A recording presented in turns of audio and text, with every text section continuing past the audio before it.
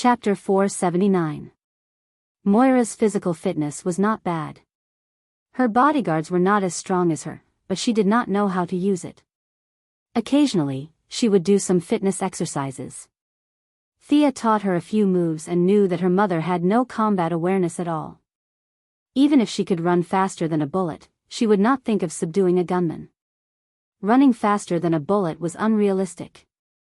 Milady's gene optimization fluid was not that powerful, but her physical fitness was solid. Even if she did not have consciousness, she still had some dynamic vision and muscle reaction. Considering that it would be 2 years before she became the president, and it would be relatively safe in the next 2 years, Sia did not make too many arrangements. She only made 2 magic gems. One was a defensive magic that could defend against rifle grenades, and the other was a teleportation magic. She put some thought into setting the coordinates. If Moira was attacked, Quinn's old house and her mayor's office might not be safe. Thea could only set the coordinates to her laboratory in the metropolis, which was under Gideon's control. Without hundreds of people with modern weapons, it would be impossible to break in. The incident with the teleportation gem also reminded her that there were many ordinary people on her side. Even Oliver, who was the most skilled, could dodge ordinary firearms with his outstanding combat talent and physical fitness. However, if more than 100 people with submachine guns were to fire at him, he would be finished. The remaining people in the team were even more hopeless. After bidding farewell to Moira, Thea went back to the Green Arrow's base and told them her idea. According to their personal wishes, she made a teleportation gem for each of them. Even Roy Harper was given one. The young man was a little confused by the sudden appearance of such a magical item in the real world, but he still took it. "I'll give you 2. Sia looked at Felicity, a former hacker who could not tell the difference between food and drink. She was clearly a weakling, but she still liked to go to dangerous places. Unlike the original spacetime, the Green Arrow's triangle was torn to pieces. Without the black man as a buffer, Oliver's stubbornness was unbearable. Oliver and Tommy, Laurel and Shadow. The 4 of them were intertwined with each other. Outsiders would feel dizzy just by looking at them. No one would want to get involved. In this spacetime, Felicity and Oliver's relationship was only a so-so. Although she didn't go to the metropolis to take care of her mother, she stayed in Star City instead. She only helped out a few times because of Laurel, her sister. She stayed in the Green Arrow team as a family member. Considering her nature of seeking death, Thea had also injected her with the gene optimization fluid. However, she was the same type as Moira. In layman's terms, she was trash. It was useless to give her the physique of a new god. She made a few gems on the spot and taught them how to use them. Thea told them to learn the common language well before she left Star City. Her relatives and friends all had teleportation gems, and Diana naturally wouldn't forget about it. Although Thea didn't think that there was anyone who could beat Diana to the point that she couldn't fight back, she still had to be prepared. Diana's thoughts were similar to what she had expected. She was about to run away. Could Earth still be saved? However, she still accepted the teleportation gems modestly. With Thea's frequent actions, more and more people, not just in the metropolis, realized that aliens did exist. There were few fools in modern society. Especially after seeing that the officials didn't refute the rumors but instead acquiesced to them, many citizens felt anxious. Thea's learning materials finally caused a sensation. A large number of citizens began to scramble for them. However, she soon found that there were many pessimistic voices on some small forums and social media sites. Aliens were invincible, Earthlings were weak. There were all kinds of opinions. She was overreacting. She saw that the power of Vow on the order scale had decreased by a small amount. She felt that people's hearts were unpredictable. What should she do? Increase the publicity. It was nonsense to tell ordinary people about the Guardians and the new gods. Moreover, Thea couldn't personally tell them about this. She couldn't possibly explain to ordinary people how she knew about this. Therefore, it was necessary for an alien to tell the story. Princess Starfire, whom she met a while ago, was a good candidate. First of all, she was a righteous person. Even if she was scolded, she wouldn't do anything extreme. Secondly, her appearance.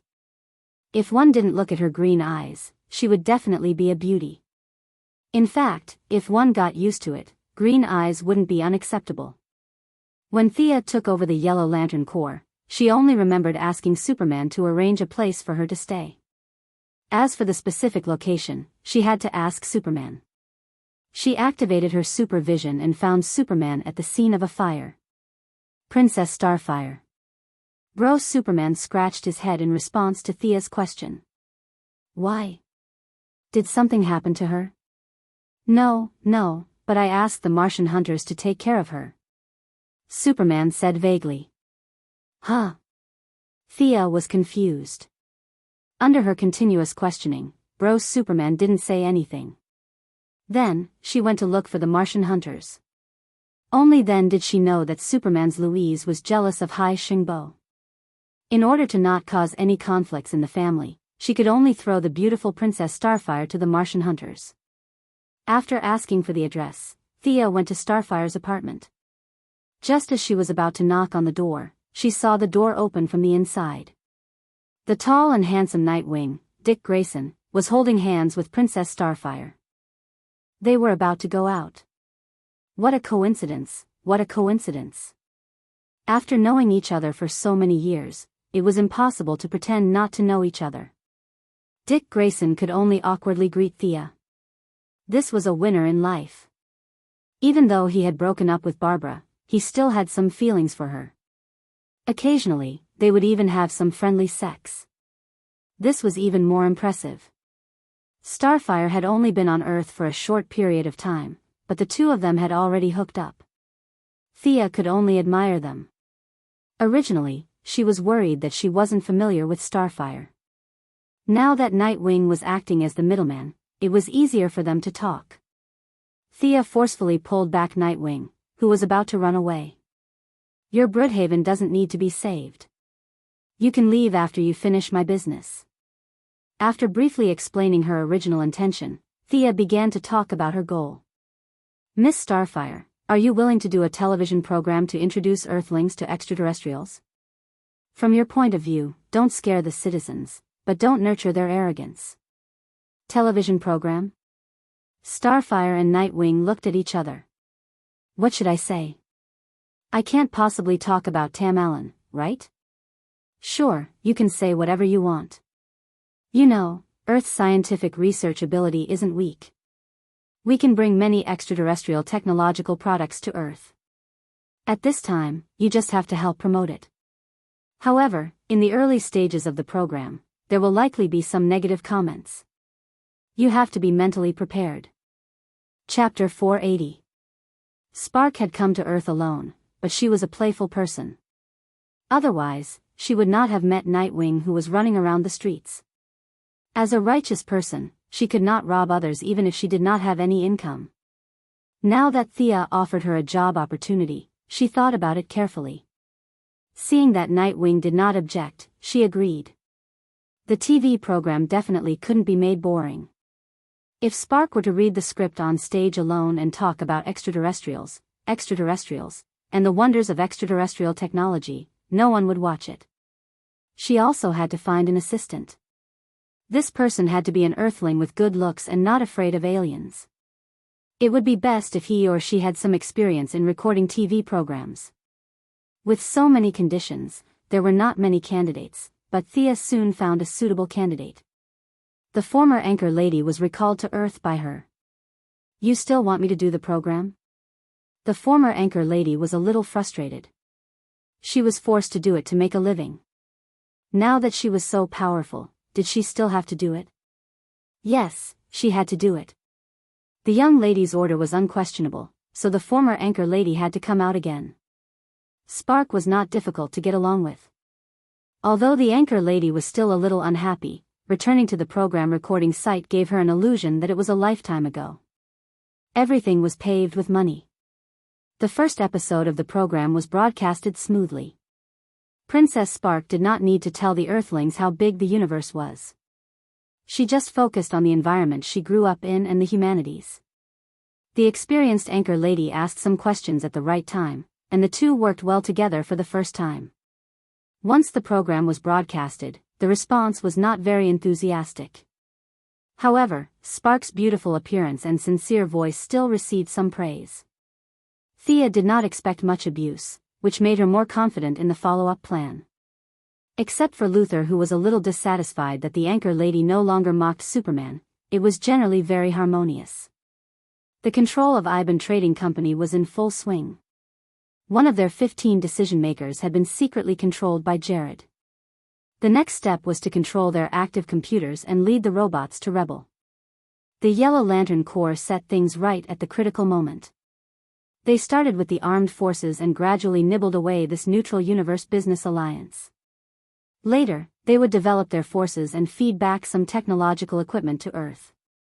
The neutral camp was the entry point that Thea prepared for Earth to go out of the solar system in the future.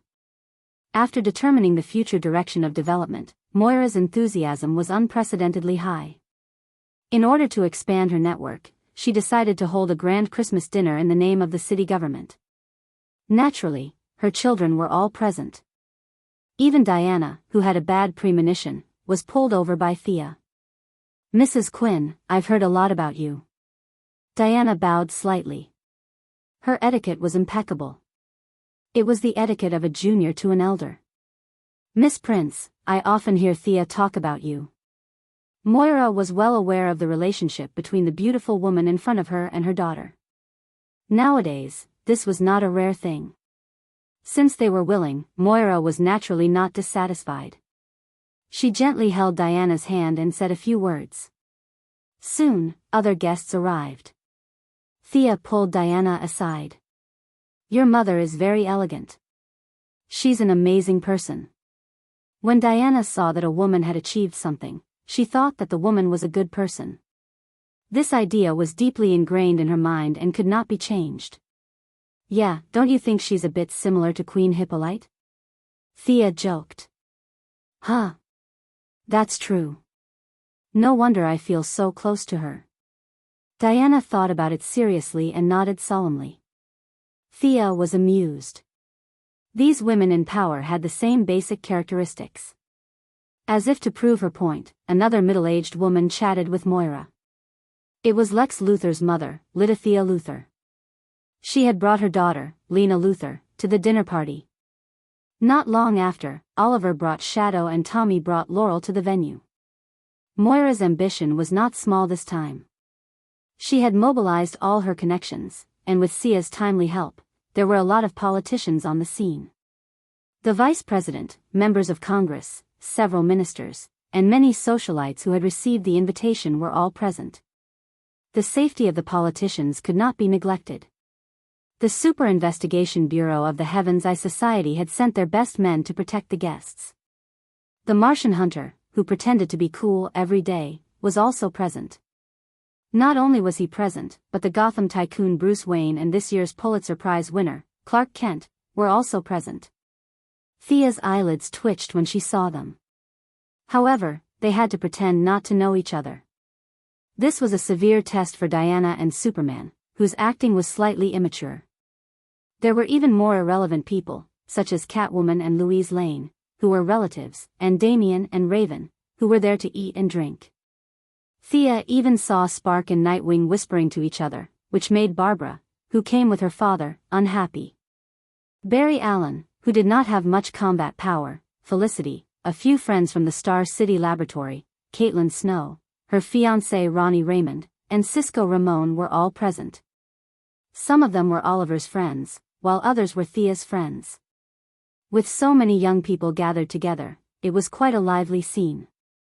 Seeing Thea sizing up the venue, Diana was a little puzzled. What's wrong? Did something happen? Of course, Thea could not say that with so many heroes with the luck of protagonists gathered together, she would not be surprised if a dark side jumped out in the next second. She laughed awkwardly, indicating that she was fine. However, things in the world were always unpredictable. When you thought of something, the good might not necessarily come, but the bad would definitely come. Pretending to walk past casually, Clark Kent whispered to her with his old-fashioned eyes, there's a group of people 5 miles away, armed with guns. They seem to be coming here. Also, there seems to be a mole in this venue. Thea immediately activated her supervision to observe the interior of the venue. She did not notice it before, but now she realized that some of the staff present had fierce looks and a fierce temperament. Even though they kept their heads down, she could still see that they were up to no good from the corner of her eyes. Following Superman's instructions, he observed the movement 10 miles away. It was indeed a small gang. There were more than 30 people, and they were armed with all kinds of guns. The leader was a tall and strong man. He was discussing something in 2 trucks. They were heading straight for the city hall. Thea heaved a sigh of relief. There was nothing to be afraid of. She did not know the soldiers, but she had seen a picture of the leader. Wasn't that the brick wall who had recently disappeared? The waiters in the venue were Kianaway's men, codenamed White Porcelain, of the Triad. Thea even saw a few men with indescribable Manon characteristics helping in the kitchen.